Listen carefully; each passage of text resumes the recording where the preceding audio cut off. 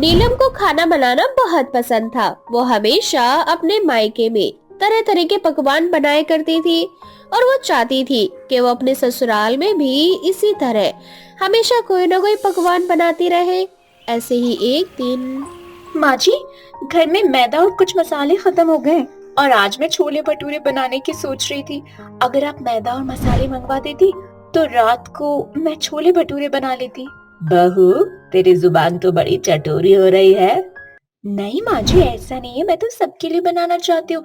वैसे भी जब से मैं ससुराल आई हूँ मैंने कभी कुछ अच्छा नहीं बनाया, हमेशा वही बनाया जो आपने कहा।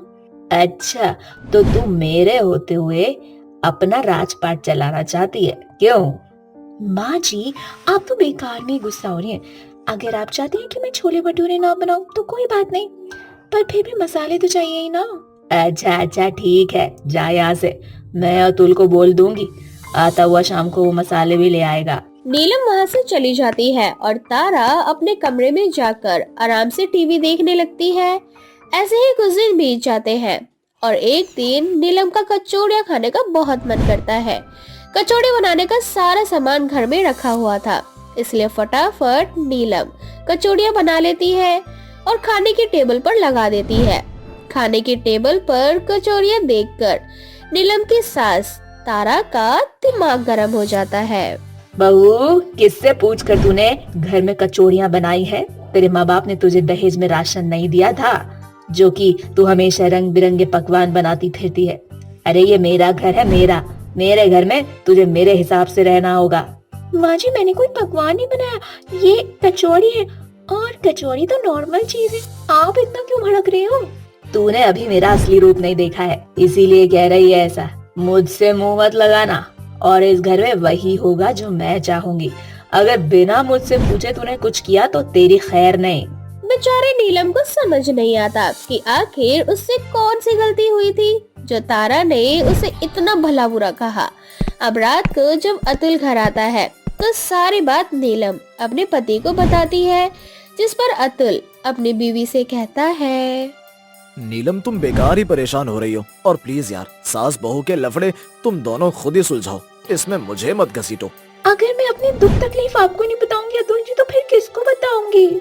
ओ प्लीज यार सोने दो मुझे, मैं यहाँ तुम्हारे दुख तकलीफें सुनने नहीं बैठा हूँ। इतना बोलकर अतुल सो जाता है, पर ये सारी बात तारा चुपके से सुन लेती है और मन ही मन खुद से कहती है, अच्छा, तो कल की आई लड़की मेरे बेटे को मेरे खिलाफ भड़का रही है। बहू रानी, तू मुझे जानती नहीं है।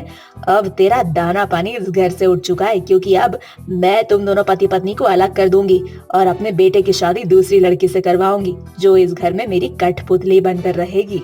इतना बोलकर तारा वहाँ से चली जाती है। अब ऐसे ही कुछ दिन बीत जाते हैं और तारा नीलम की हर छोटी बड़ी गलती का बखेड़ा खड़ा कर देती है और अपनी बहू को अपने बेटे के हाथ से मार खिलवाती है।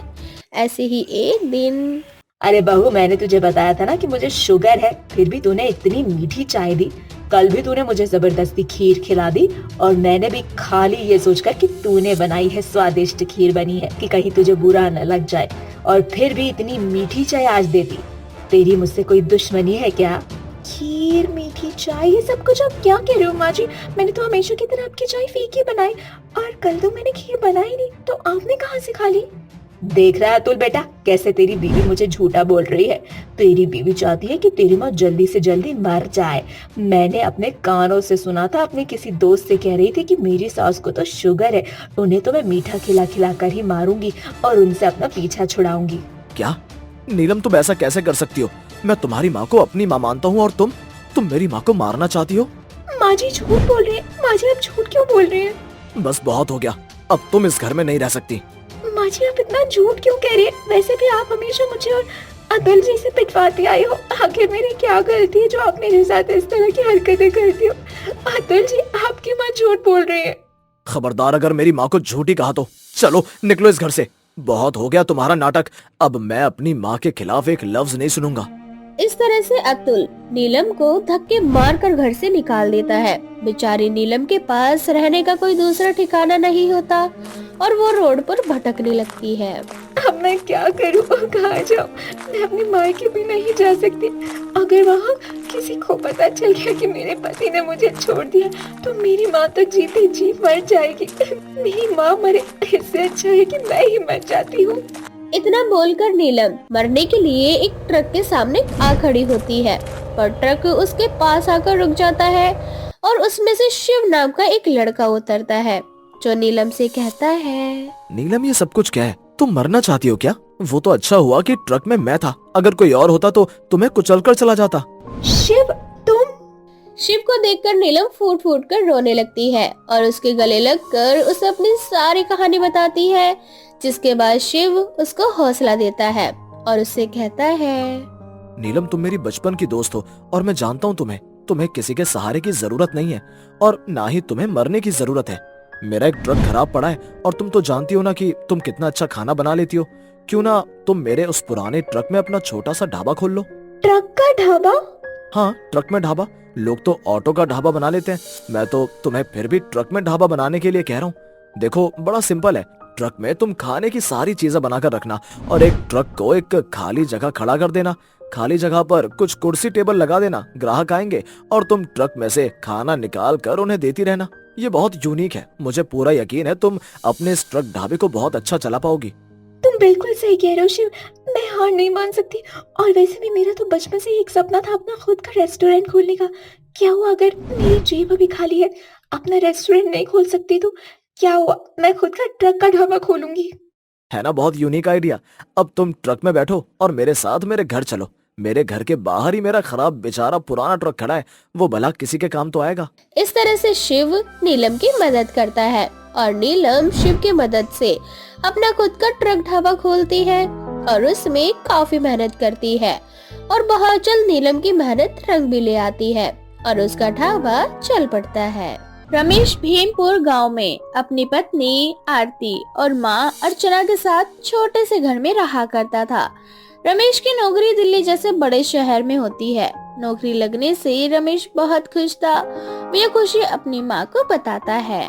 अरे माँ, मेरी नौकरी दिल्ली शहर में लग गई है। अब कुछ दिनों बाद मैं दिल्ली शहर चला जाऊंगा। मेरे जाने के बाद अपना और इस घर का ध्यान रखना। बहुत मेहनत की है मैंने इस नौकरी के लिए, अब जाकर मेरी मेहनत रंग लाई है। बेटा अभी तो तेरी शादी को सिर्फ 2 ही महीने हुए हैं और तू बहू को इस तरह छोड़कर दिल्ली जा रहा है। और जितनी खुशी के साथ तू मुझे खुशखबरी बता रहा है, बहू को बताता तो शायद उसे भी अच्छा लगता। माँ, आपको बता दिया ना, यही बहुत है मेरे लिए। और उसे बताना या फिर नहीं बताना, इससे क्या फर्क पड़ता है, क्योंकि उसे आप पसंद करके लाई हो इस घर में। मैं तो बस शादी के मंडप में बैठ गया था। चल कोई बात नहीं, फोन करते रहना और शहर में ज्यादा लोगों से मतलब भी मत रखना। वहाँ के लोग बड़े मतलबी होते हैं, इसीलिए अपने काम पर ध्यान देना। ठीक है माँ, और मेरे लिए बेसन के लड्डू बना देना, वहाँ जाकर बहुत मिस करूंगा मैं इसे। रमेश अपनी पत्नी आरती को बिल्कुल भी पसंद नहीं करता था। शादी के 2 महीने बाद ही रमेश दिल्ली जैसे बड़े शहर में नौकरी के लिए आ जाता है, जहां रमेश की मुलाकात अनामिका नाम की खूबसूरत लड़की से होती है। अनामिका रमेश के साथ ही काम करती थी। अनामिका की खूबसूरती को देखकर रमेश उसकी तरफ खींचा चला जा रहा था। ऐसे ही एक दिन लंच के समय में रमेश अपनी माँ के दिए हुए बेसन के लड्डू खा रहा होता है। ये देखकर अनामिका उसके पास जाती है और उससे कहती है, अरे वाह, बेसन के लड्डू, ये तो मेरे फेवरेट हैं। कुछ खास था क्या रमेश तुम्हारे घर पर, जो तुम ये मिठाई लेकर आए हो? अरे नहीं, वो दरअसल बात यह है कि लड्डू मेरे माँ ने बनाए हैं, बहुत स्वादिष्ट हैं। टेस्ट करना चाहोगी? ओह वाओ, माँ के हाथ के बने हुए लड्डू मुझे भी खाने हैं। इस तरह से रमेश और अनामिका के बीच गहरी दोस्ती हो जाती है। दोनों एक साथ में ही लंच किया करते। देखते ही देखते 6 महीने गुजर जाते हैं। रमेश अपने काम में और अनामिका के साथ इतना व्यस्त था कि उसे अपनी माँ और अपनी पत्नी की बिल्कुल भी याद नहीं आती थी। ऐसे ही एक दिन आरती अपनी सास से कहती है, माँ वो तो वहाँ जाकर हमें भूल ही गए, ना उनका कोई फोन आता है और ना वो आते। देखते ही देखते 6 महीने से ऊपर हो गया। अरे बहू तू टेंशन मत ले, सब ठीक हो जाएगा और वो भी आ जाएगा। किसी काम में फंस गया होगा वो। क्या बोलूं माँ जी, एक तो वो मुझे वैसे ही पसंद नहीं करते, ऊपर से इतनी दूरियां। कैसे चलेगा माँ हमारे बीच का ये रिश्ता, मुझे तो कुछ समझ नहीं आता। तू ना बहुत सोचती है बहू, मैंने बोला था ना चिंता मत कर, बहू की बात से अब अर्चना को भी टेंशन होने लगती है। ऐसे ही एक दिन रमेश का फोन आता है। अर्चना गुस्से में रमेश से कहती है, रमेश तुझे शर्म भी है या दिल्ली शहर में बेच कर खा गया है वो? मेरी बात सुन, मुझे तू अब मेरे घर में चाहिए। भाड़ में गई तेरी नौकरी, और अगर तू नहीं आया तो मैं सारी प्रॉपर्टी बहू के नाम कर दूंगी। बाकी तेरी मर्जी है, तुझे क्या करना है। माँ ये कैसी जिद है, मैं यहाँ फंसा हुआ हूँ काम में। कोई बात नहीं, फैसला तुझ पे छोड़ दिया है, देख लियो क्या करना है तुझे। ऐसे ही कुछ दिन बाद अर्चना के घर के दरवाजे पर किसी की दस्तक होती है। अर्चना दरवाजा खोलती है और वो देखती है कि उसका बेटा रमेश और उसके साथ लाल साड़ी पहने हुए, मांग में सिंदूर लगाए एक लड़की खड़ी है। ये देखकर अर्चना उससे कहती है, अरे ये कौन है तेरे साथ? माँ ये आपकी बहू है अनामिका। मैं इससे बहुत प्यार करता हूँ और ये है मेरी पसंद। हम दोनों ने शादी कर ली थी दिल्ली शहर में और अब ये भी इसी घर में रहेगी। और अगर आप मुझे जिंदा देखना चाहती हो तो आपको इसे बहू के रूप में स्वीकार करना ही होगा। रमेश जबरदस्ती अनामिका को लेकर अपने घर आ जाता है। अर्चना और आरती दोनों उसे ना कुछ कह पाती ना ही कुछ कर पाती। ऐसे ही समय बीतता जाता है। एक दिन अर्चना सीढ़ियों से उतर रही होती है कि अचानक उसका पैर मुड़ जाता है और वो सीढ़ियों से नीचे गिर जाती है। उस समय घर पर आरती और अनामिका ही मौजूद थे। आरती किसी तरह से अपनी सास को उठाने लगती है तो वही दूसरी ओर अनामिका सोफे पर बैठकर नेल पेंट लगा रही होती है। उसे जरा भी फर्क नहीं पड़ता कि उसकी सास तकलीफ में है। आरती आसपास के डॉक्टर को फोन करके अपने घर बुलाती है। आपने बहुत सही समय पर मुझे बुला लिया, वरना काफी ज्यादा खून आपकी सास के सिर से निकल जाता, जो कि इनको काफी तकलीफ देता। बाकी टेंशन वाली कोई बात नहीं है, मैंने दवाइयाँ लिख दी हैं। आप ये दवाइयाँ देते रहना, ठीक हो जाएंगे ये। ऐसे ही जब रमेश घर पर आता है तो वो अपनी माँ को इस तरह से देखकर घबरा जाता है। तभी अनामिका रमेश से कहती है, रमेश अब टेंशन लेने वाली कोई बात नहीं है, माँ बिल्कुल ठीक है। वो तो शुक्र है कि समय रहते मैंने माँ को उठा लिया और डॉक्टर को बुला लिया। लेकिन तुमने डॉक्टर को कैसे बुलाया? तुम्हें तो यहाँ आए हुए भी कुछ ही दिन हुए हैं। अरे वो मेरा मतलब है कि मैंने आरती से नंबर लिया था, उसने मुझे बताया था। चलो भगवान का शुक्र है कि सब कुछ ठीक है। अनामिका, माँ का अच्छे से ख्याल रखना। माँ से बहुत प्यार करता हूँ, इनकी हेल्थ को लेकर कोई भी लापरवाही नहीं चाहता मैं। और माँ को भी तो यकीन हो जाए कि मेरी पसंद भी तो लाखों में एक है। ऐसा ही समय बीतता जाता है। आरती दिन रात एक करके अपनी सास की सेवा में लग जाती है। ऐसे ही रात के 10 बजे आरती अपनी सासू माँ के पैर दबा रही होती है तो वहीं दूसरी तरफ अनामिका बड़े ही आराम से अपने कमरे में सो रही होती है। ये सब देखकर रमेश अनामिका के पास जाता है और उससे कहता है, अरे अनामिका उठो, तुमसे कहा था ना कि माँ का अच्छे से देख रेख करना। आरती इतनी रात को माँ के हाथ पैर दबा रही है। शादी के बाद जब से तुम आई हो तब से मैंने एक भी बार तुम्हें ये नहीं देखा कि तुमने माँ की सेवा की हो। तुम्हारी माँ ना बूढ़ी हो चुकी है, उनकी हड्डियों में हमेशा दर्द रहेगा जिसका कोई इलाज नहीं है। अब क्या दिन रात उनके पैर दबाते रहो? मुझे ना डिस्टर्ब मत करो, सोने दो। किसी भी चीज की हद होती है। अनामिका के मुंह से ऐसे शब्द सुनकर रमेश को बहुत ज्यादा बुरा लगता है। थोड़ी देर बाद रमेश आरती के पास जाता है और उससे कहता है, आरती बहुत रात हो चुकी है, अब जाकर तुम अपने कमरे में सो जाओ। और आरती तुम्हारा बहुत बहुत शुक्रिया, ऐसे बुरे वक्त में तुम माँ के आसपास रहती हो हमेशा। हाँ, क्योंकि वो मेरी सास नहीं बल्कि मेरी माँ है और मेरा इस दुनिया में कोई नहीं है मेरी माँ के अलावा। उन्हें अगर कुछ हो गया तो मैं जीते जी मर जाऊंगी। सच बताऊं आरती, तो आज मुझे बहुत बुरा लग रहा है। मैंने तुम्हारे साथ बहुत गलत किया और शायद उसी का फल आज मुझे भगवान ने दिया है। बाकी मुझे माफ कर दो। रमेश को अपनी गलती का एहसास होता है और वो आरती से माफी मांगता है, जिसके बाद से रमेश का रवैया आरती को लेकर बिल्कुल बदल जाता है और वो अनामिका और आरती दोनों को खुश रखने की कोशिश किया करता।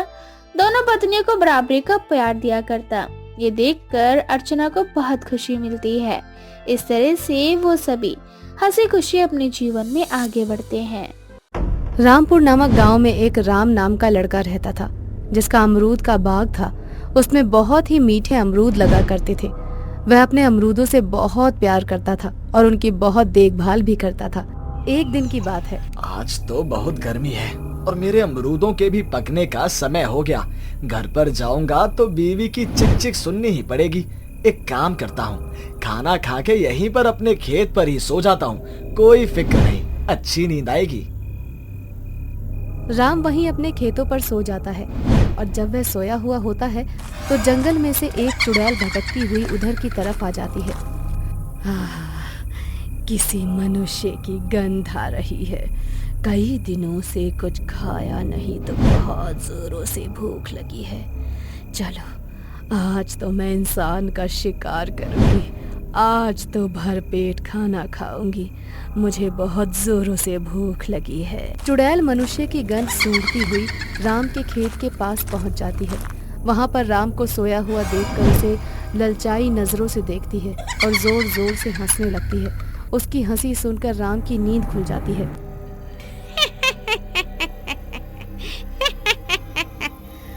आज तो मनुष्य का मांस खाने को मिलेगा, कितने दिन हो गए किसी मनुष्य का मांस खाए हुए, आज तो पेट भरकर खाना खाऊंगी। हाँ। कौन हो तुम? अरे बाबा चुड़ैल, ये तो कितनी भयानक चुड़ैल है। क्या क्या क्या चाहती हो मुझसे? एक चुड़ैल क्या चाहती है? तुझे मैं मार के खा जाऊंगी और क्या, बहुत दिन से भूखी हूँ। इतना हट्टा कट्टा है तू, तुझे खाकर तो एक बार में ही पेट भर जाएगा मेरा। राम चुड़ैल को देखकर डर जाता है, पर वो दिमाग से बहुत चालाक होता है। वो अपना दिमाग यूज करके उपाय सोचता है और चुड़ैल से कहता है, चुड़ैल ठीक है, मुझे खा लेना, पर मुझे नहा के आ जाने दो, पसीने की बदबू से तरबतर हूँ। इतनी देर में आता हूँ, तुम मेरे बगीचे के अमरूद खा लो, कम से कम तुम्हारी भूख थोड़ी सी शांत होगी। चुड़ैल राम के बगीचे से अमरूद खाती है। उसे वो इतने अच्छे लगते हैं कि वह राम को खाना भूल ही जाती है और वहाँ से चली जाती है। यह सब राम पीछे पेड़ पे बैठा देख रहा होता है और उसकी जान में जान आती है। जब चुड़ैल चली जाती है, भगवान का शुक्र है कि चुड़ैल यहाँ से चली गई और मुझे छोड़ गई। उसको मेरे बगीचे के अमरूद कम से कम अच्छे लगे, नहीं तो मुझे अपनी जान गंवानी पड़ती। उसी रात आसमान से ओले की बारिश होती है। अमरूद की सारी फसल खराब हो जाती है। राम से पकड़कर बैठ जाता है और अपने दोस्तों से पैसों की मदद के लिए जाता है। यार पिंकू, अनिल, रात ओले पड़ने की वजह से सारी फसल खराब हो गई, मेरे सारे अमरूद खराब हो गए। ये तो है भाई, सभी की फसल खराब हुई है, बहुत नुकसान हुआ है। क्या तुम दोनों में से कोई मुझे कुछ पैसे उधार दे सकता है, जिससे मैं दोबारा से फसल उगा सकूं? मेरे पास बिल्कुल भी पैसे नहीं है, सारा पैसा मैंने इस फसल में लगा दिया था, अब ये भी फसल खराब हो गई है। नहीं भाई, हम तेरी कोई मदद नहीं कर सकते, हमें भी तो पैसों की जरूरत है। पिंकू और अनिल वहाँ से मुंह मोड़कर चले जाते हैं। यह देखकर राम को बहुत बुरा लगता है। वहीं दूसरी ओर चुड़ैल को अमरूद इतने पसंद होते हैं कि वह दोबारा उन अमरूदों को खाने के लिए वहाँ पर आ जाती है, पर वहाँ पर अमरूद को ना पाकर वह परेशान हो जाती है और खुद अमरूद की फसल उगाती है। इस बाग के अमरूद तो इतने अच्छे हैं कि इंसानों को खाना भी भूल गई हूँ। अब तो मुझे अमरूद ही खाने हैं, पर ये क्या, यहाँ तो अमरूदों की फसल ही नहीं है। अरे क्यों ना मैं अपने जादू से अमरूद की फसल उगा दूं यहाँ पर। हाँ, यही करती हूँ। चुड़ैल वहाँ अपनी शक्ति से अमरूद लगा देती है। वहाँ पर कुछ अमरूद वो खाती है और बाकी अमरूदों को वहीं छोड़कर वहाँ से चली जाती है। जब राम सुबह उठकर अपने खेत पर जाता है तो वह बहुत खुश हो जाता है और भगवान का चमत्कार समझकर अमरूदों को अच्छे दामों पर बेचता है। अरे ये क्या, यहाँ तो अमरूद ही अमरूद है, इतनी अच्छी फसल हो रही है, ये सब भगवान की कृपा है। अब मैं इनको जल्दी से जल्दी बेच देता हूँ, नहीं तो फिर कुछ हो गया तो ये फसल भी बेकार हो जाएगी। राम उस फसल को बेच देता है। अगले दिन चुड़ैल फिर आती है और अमरूदों की खेती कर देती है और कुछ अमरूद खाती है और बाकी ऐसे ही छोड़ देती है। यह सब बात राम को हजम नहीं हो रही होती। वह उस रात चुपचाप खेत में देखता है कि यह अमरूद रोज रात को कहाँ से आते हैं। आज तो पता लगा कर ही रहूंगा कि खेत में ये इतने अच्छे अमरूद कहाँ से आ जाते हैं। अरे ये क्या, ये तो वही चुड़ैल है जो मुझे खाने के लिए आई थी। अच्छा, तो ये भी चुड़ैल अब खुद अमरूद लगाती है और खुद खाकर बाकी अमरूद यहीं पर छोड़ जाती है। ये तो मेरे लिए बहुत अच्छी साबित हुई। यह बात अनिल को पता चलती है। वह पूरे गांव को ये बात बता देता है। सभी गांव वाले चुड़ैल को मारने के लिए हाथ में हथियार लेकर रात के समय राम के खेत पर आ जाते हैं, जहां वह चुड़ैल फिर से अमरूद खाने आ जाती है। यही वो चुड़ैल है जो रोज राम के खेतों में अमरूद लगाती है। कौन हो तुम? हथियार लेकर क्यों आए हो? मैं तुम सबको कोई नुकसान नहीं पहुंचाना चाहती हूँ। मुझे अमरूद बहुत अच्छे लगते हैं। मैं तो यहाँ पर अमरूद खाने के लिए आती हूँ। मुझे अमरूद खाने दो, मुझे बहुत तेज भूख लगी है। अभी तो अमरूद खा रही है, बाद में हमारे गांव के बच्चों को भी खाएगी। चुड़ैल किसी की सगी हुई है भला? अगर मुझे तुम्हें कोई नुकसान पहुंचाना होता तो मैं कब का ये कर चुकी होती। मैं तो सिर्फ यहाँ पर राम के खेत में अमरूद खाने के लिए आती हूँ। इस खेत में अमरूदों ने मुझे इंसानों को खाना भुला ही दिया है। जाने दो मुझे यहाँ से। सभी गांव वाले अनिल की बातों में आकर अपने हाथों में लिए हथियार को लेकर चुड़ैल को मारने के लिए दौड़ पड़ते हैं। इतने सारे लोगों को देखकर चुड़ैल भी डर जाती है।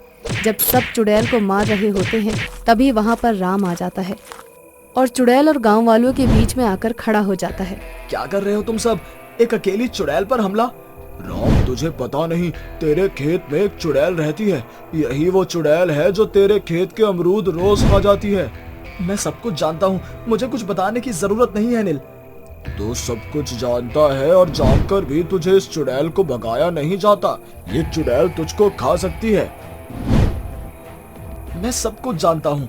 सामने से हट जा राम, हमें ये चुड़ैल दे दे, हम इसको मार मार कर अपने गांव से भगा देंगे। खबरदार, जो इस चुड़ैल को किसी ने हाथ भी लगाया, ये चुड़ैल मेरे खेत पर आती है, मुझे इस बात से कोई आपत्ति नहीं है।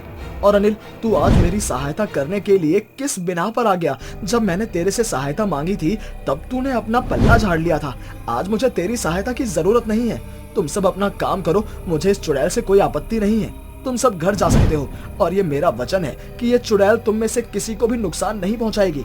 हम इसका विश्वास कैसे करें? क्या गारंटी है ये हमें नुकसान नहीं पहुंचाएगी?